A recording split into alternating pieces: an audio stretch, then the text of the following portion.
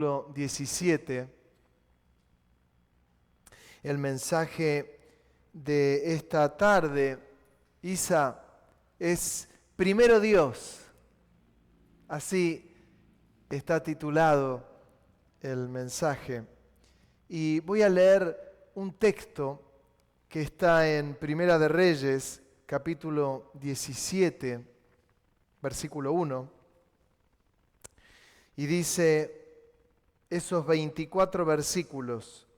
Entonces Elías Tisbita, que era de los moradores de Galaad, dijo a Acab: vive Jehová, Dios de Israel, en cuya presencia estoy, que no habrá lluvia ni rocío en estos años, sino por mi palabra. Y vino a él palabra de Jehová, diciendo: apártate de aquí y vuélvete al oriente y escóndete en el arroyo de Querit, que está frente al Jordán. Beberás del arroyo, y yo he mandado a los cuervos que te den allí de comer. Y él fue e hizo conforme a la palabra de Jehová, pues se fue y vivió junto al arroyo de Querit, que está frente al Jordán. Y los cuervos le traían pan y carne por la mañana, y pan y carne por la tarde, y bebía del arroyo. Pasados algunos días se secó el arroyo, porque no había llovido sobre la tierra. Vino luego a él palabra de Jehová, diciendo: levántate, vete a Sarepta de Sidón, y mora allí, y he aquí yo he dado orden allí a una mujer viuda que te sustente. Le dio orden a una mujer viuda que lo sustente. Entonces él se levantó y se fue a Sarepta, y cuando llegó a la puerta de la ciudad, de aquí una mujer viuda que estaba allí recogiendo leña, y él la llamó y le dijo: te ruego que me traigas un poco de agua en un vaso para que beba. Y yendo ella para traérsela, él la volvió a llamar y le dijo: te ruego que me traigas también un bocado de pan en tu mano. Y ella respondió: vive Jehová tu Dios, que no tengo pan cocido, solamente un puñado de harina tengo en la tinaja y un poco de aceite en una vasija. Y ahora recogía 2 leños para entrar y prepararlo para mí y para mi hijo, para que lo comamos y nos dejemos morir. Elías le dijo: no tengas temor, ve, haz como has dicho, pero hazme a mí primero de ello una pequeña torta cocida debajo de la ceniza y tráemela. Y después harás para ti y para tu hijo, porque Jehová, Dios de Israel, ha dicho así: la harina de la tinaja no escaseará, ni el aceite de la vasija disminuirá, hasta el día en que Jehová haga llover sobre la faz de la tierra. Entonces ella fue e hizo como le dijo Elías, y comió él y ella, su casa, muchos días. La harina de la tinaja no escaseó, ni el aceite de la vasija menguó, conforme a la palabra que Jehová había dicho por Elías. Después de estas cosas, aconteció que cayó enfermo el hijo del ama de la casa, y la enfermedad fue tan grave que no quedó en él aliento. Y ella dijo a Elías: ¿qué tengo yo contigo, varón de Dios?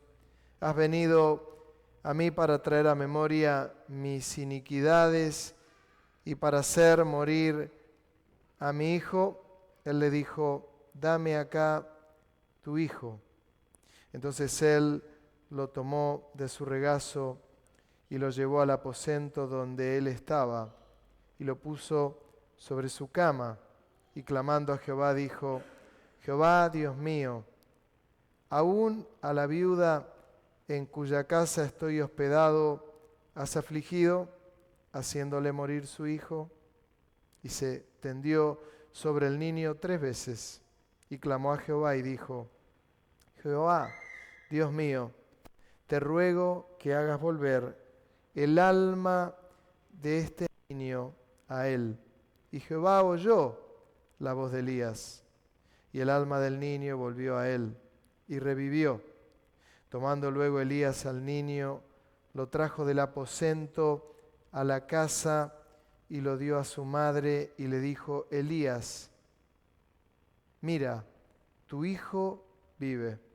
Entonces la mujer dijo a Elías: ahora conozco que tú eres varón de Dios y que la palabra de Dios es verdad en tu boca. Amén. Tremenda palabra de Dios. Sin lluvia, Dios le habla al profeta y le manda a decir: Acab, no lloverá. Era perjudicado también Elías, no tenía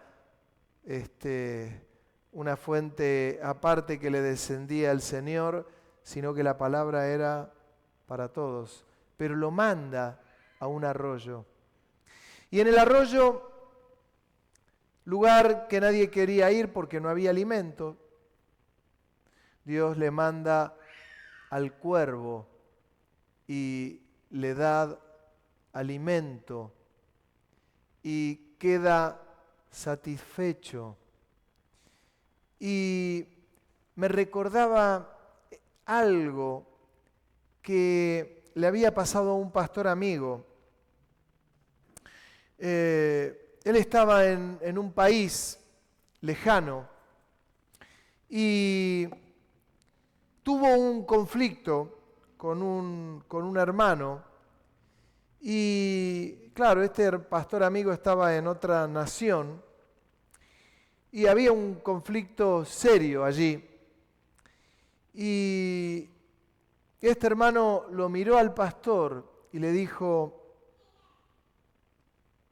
mirá que para vivir dependés de mis diezmos. Tremendo. Estaba en un país muy lejos. Este hermano era un empresario y le hizo saber todo el peso del rigor de lo que significaba lo que él le estaba diciendo. Y este hermano, sin pelos en la lengua, le dijo: quédate tranquilo, que Dios me puede enviar los cuervos que me alimenten. Y se volvió a su casa. Y lo alimentaron los cuervos. Solo como dato, solo como detalle, Dios tiene cuervos también que trabajan para Él. Qué tremendo, ¿no? Y mire que estoy fantástico, ¿eh? No lo digo, me acordé solo de este mensaje, de esta anécdota de este pastor al que conozco, porque me recordó los cuervos que le daban de comer a Elías. Le llevaban carne a la mañana y a la tarde. ¿Qué carne le habrán llevado? No preguntemos demasiado, pero del Señor no sale nada malo. Así que tremendo. Y lo alimentó. Pero pasó el tiempo y el Señor le dice: bueno, ahora andate a la casa de la viuda que le di orden que te alimente. Llega a la casa de la viuda, la ve, estaba recogiendo leña. ¡Hey! ¿Cómo le va? Era el profeta, ella sabía. Y él le dice: ¿podés darme agua? Pero encantado. Agua. ¿Podés darme algo de comer? Estamos complicados. Se nos acabó el alimento. Solo tengo un puñadito de harina. Solo tengo un poquito, una tinaja de aceite, casi con el que ungimos. Ahí, este puñadito. Estoy recogiendo la leña para darle de comer un pan a mi hijo y a mí, y nos vamos a dejar morir. No hay nada más. El profeta le dice, no va a escasear la harina ni el aceite. Me llama la atención porque Dios le dice al profeta, le he dado orden a la mujer que te dé de comer. Pero cuando el profeta va a ver a la mujer, no le dice a la mujer, Dios me dijo que te dé de comer. ¿No lo notó eso? En ningún momento dice, no, Dios me dijo que te dé de comer. No le dijo nada. Pero cuando el profeta le da la palabra y le dice, no tengas temor, ve, haz como has dicho, pero hazme primero a mí de esa pequeña porción que tenés. Tráemela y después harás para ti y para tu hijo. La harina de la tinaja no escaseará, ni el aceite de la vasija disminuirá, hasta el día en que Jehová haga llover sobre la faz de la tierra. Hermano, este mensaje no está apuntado ni al dinero ni a tu economía, aunque no está mal si lo ligamos.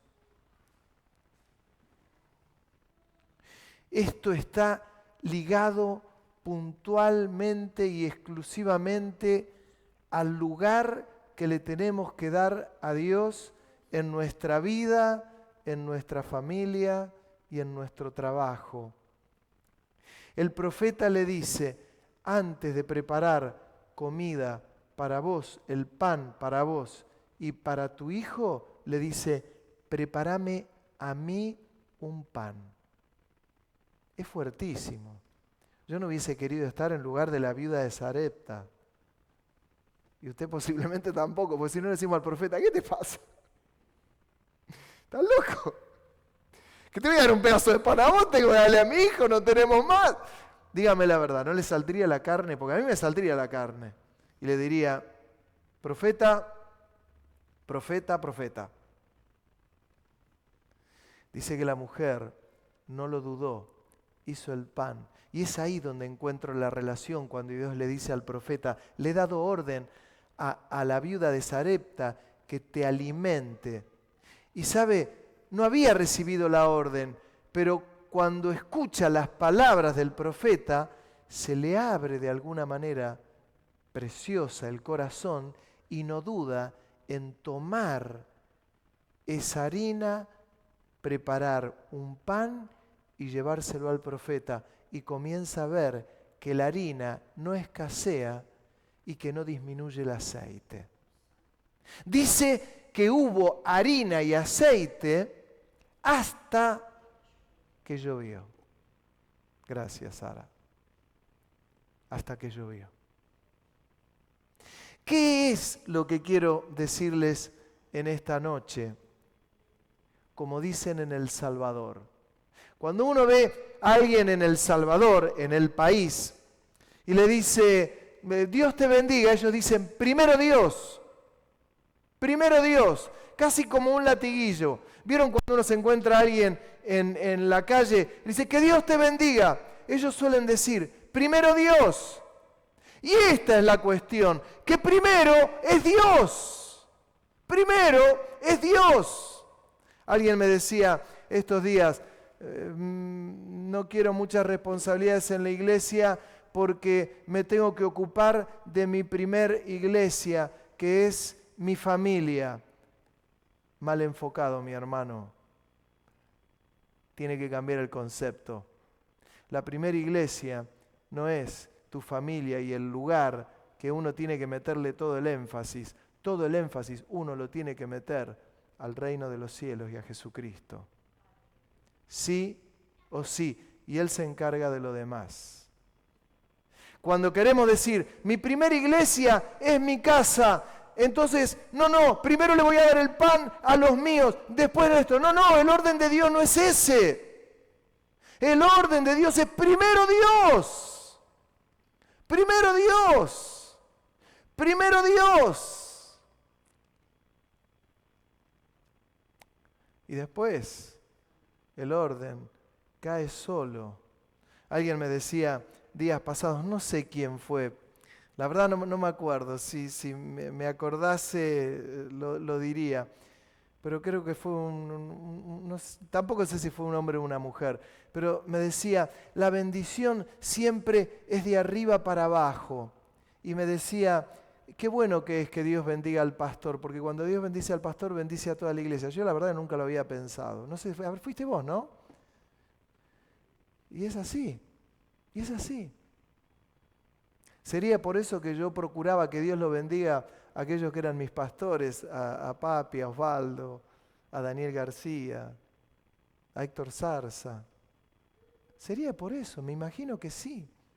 Pero es que el orden de Dios es este. ¿Cuál es el orden? Que Dios sea tan glorificado. No puedo decir, bueno, no, yo no me quiero ocupar ahora en el servicio del Señor porque me voy a ocupar de mi casa. No, mal hecho, ocúpate de Dios primero, que Él se va a encargar de tu propia casa.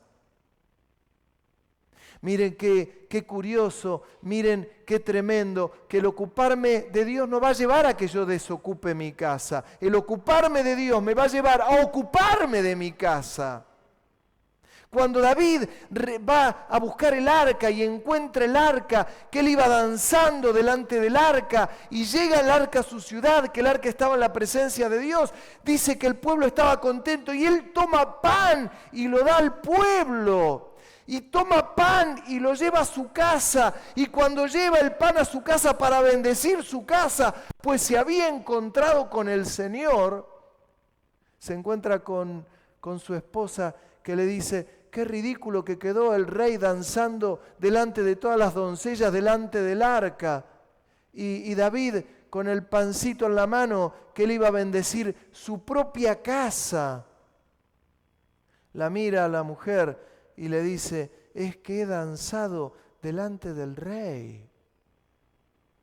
Él había ido a bendecir su casa, pero su mujer estaba en otra frecuencia. Su mujer no entendió nada, absolutamente nada. Y se perdió la bendición.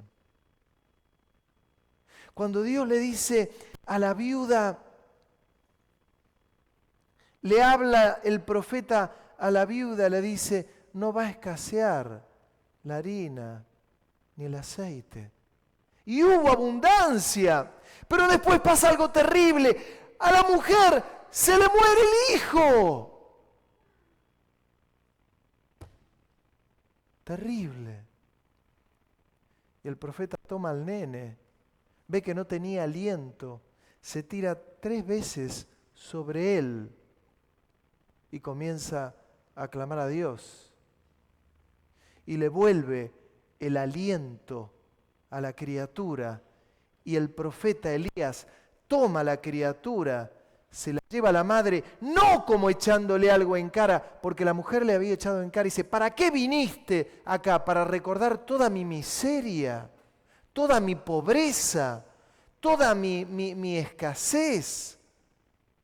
El profeta no dice nada de eso, tiene su niño, tiene el niño, se lo da en las manos y la mujer le dice, ahora entiendo que verdaderamente eres un hombre de Dios. Mi querido hermano, en tu hogar, primero Dios, como dicen en El Salvador, primero Dios. Tengo otro texto para leerles que para mí es tremendo. Porque dice en Job capítulo 1, versículo 1, 5 versículos les voy a leer. Dice, hubo en tierra de Uz un varón llamado Job, y era este hombre perfecto y recto, temeroso de Dios y apartado del mal. Y le nacieron 7 hijos y 3 hijas.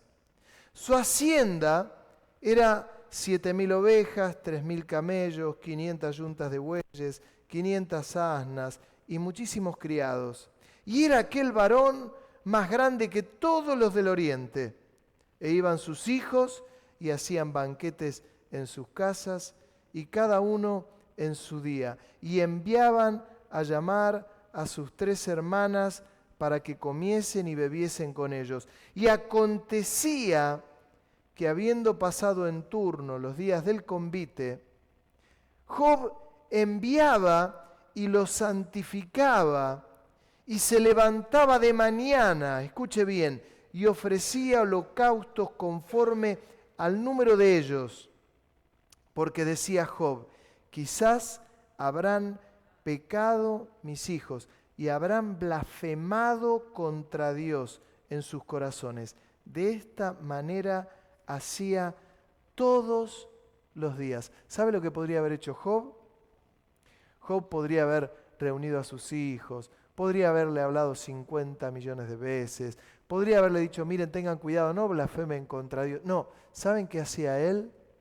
Ofrecía sacrificios, holocaustos a Dios. ¿Qué era lo que hacía él? ¿Qué era lo que hacía Job? Primero Dios. Antes que tus hijos, primero Dios.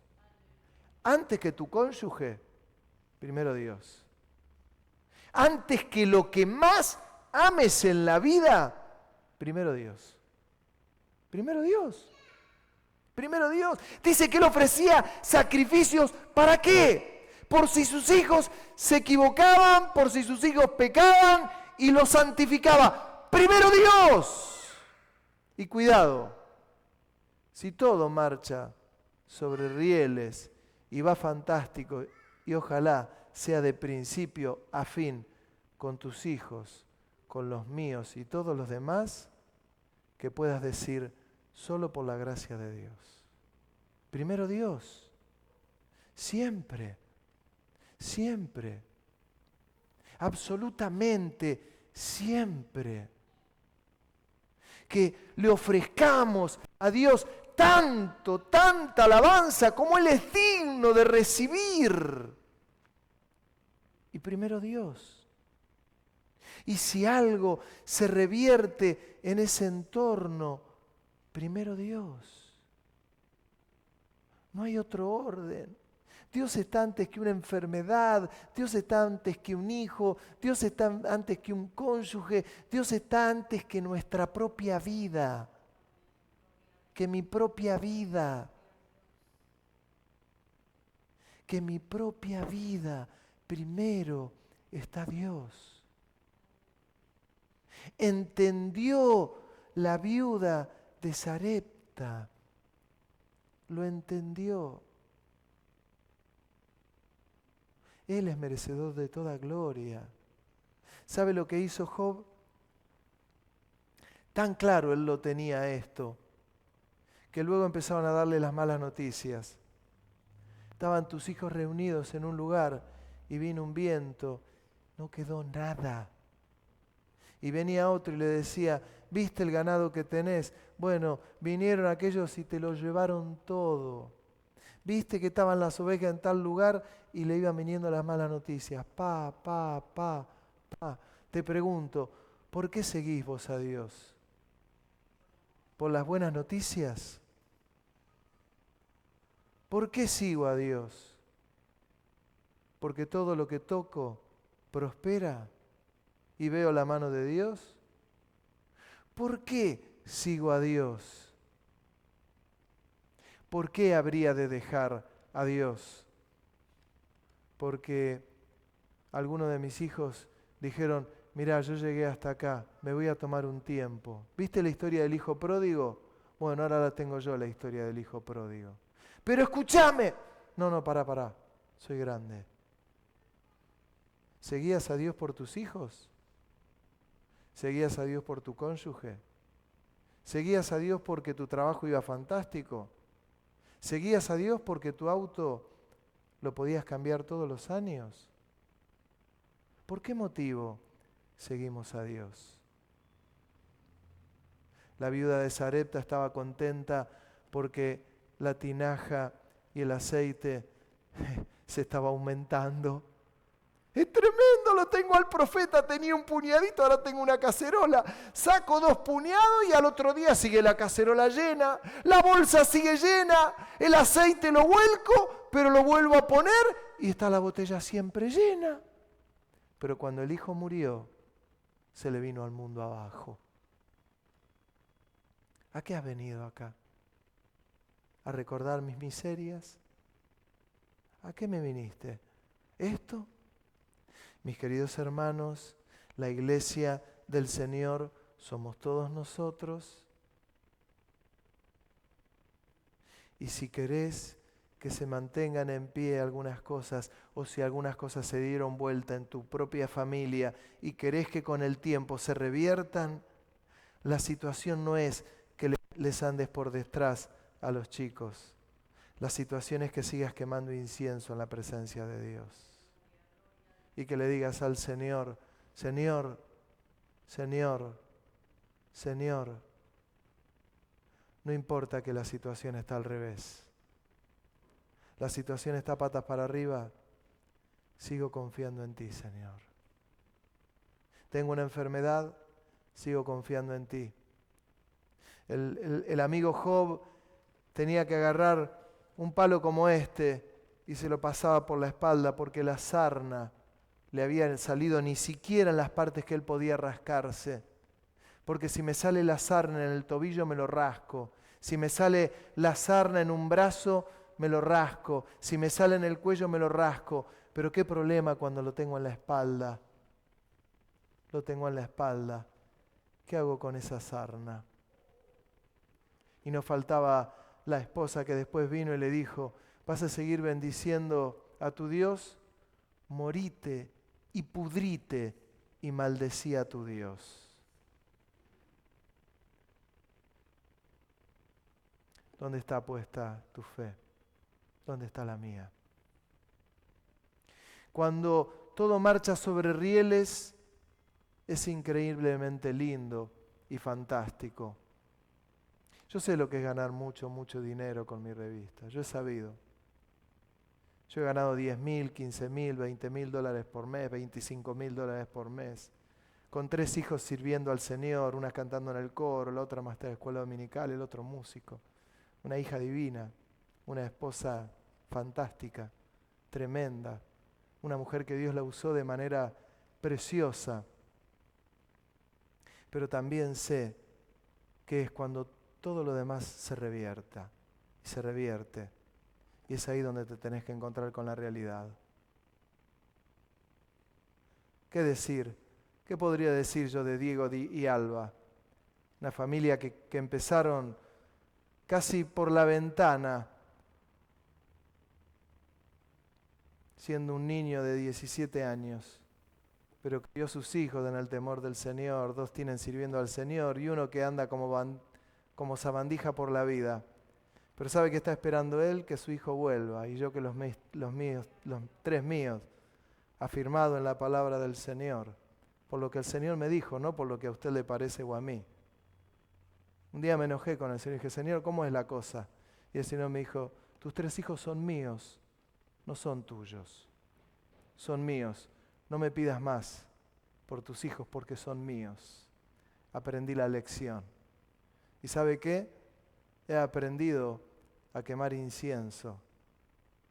El apóstol Pablo decía, yo llevo en mi cuerpo las marcas de Cristo.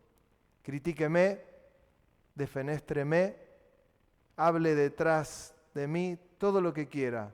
Yo voy a decir lo que dijo el apóstol Pablo. Yo tengo en mi cuerpo las marcas de Cristo. Ojalá usted tenga las suyas. Pero le quiero dar una gran lección. No deje de quemar incienso.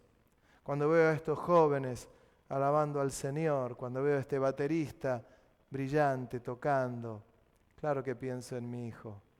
Esa batería la fui a comprar con él a Buenos Aires hace muchos años. Un músico fantástico. Y yo sé que él un día volverá a servir al Señor. Y mi hija y mi otra hija, porque confío y creo en el Señor.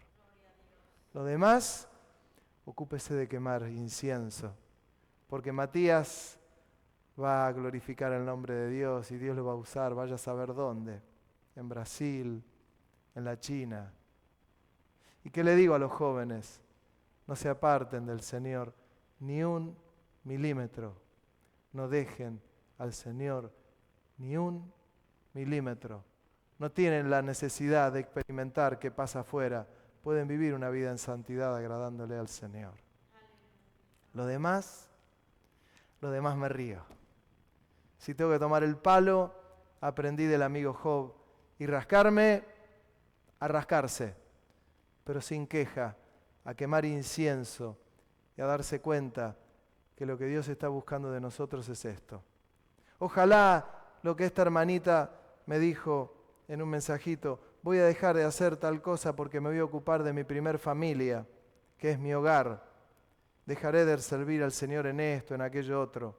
Ojalá escuche esta predicación y se dé cuenta que cuando Dios te da algo es para usarlo bien, en sujeción a las autoridades, que en este momento me toca a mí, soy el pastor, mañana puede ser otro.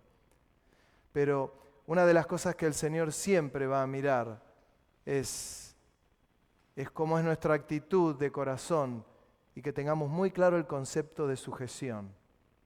Muy claro, muy claro.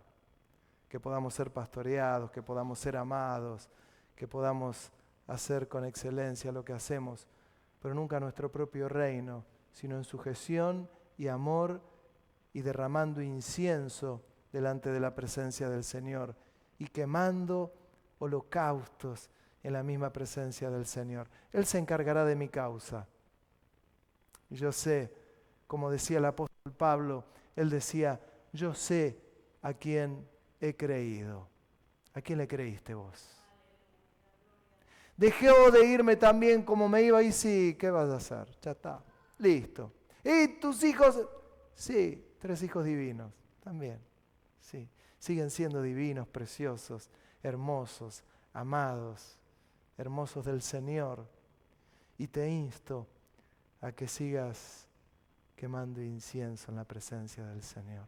Lo que el Señor te dio para hacerlo acá en la plataforma, hacelo con excelencia. Lo que te dio abajo, hacelo con excelencia. Te dio el don de evangelismo, como hoy me recordaba Olguita Rascaeta, hacelo con excelencia. Siempre en amor, en sujeción, con pasión, con devoción. Porque estamos haciendo algo precioso para nuestro amado Dios. Amén. Amén. Te bendecimos. Te glorificamos. No hay nadie como tú. No hay nadie como tú. Seas exaltado.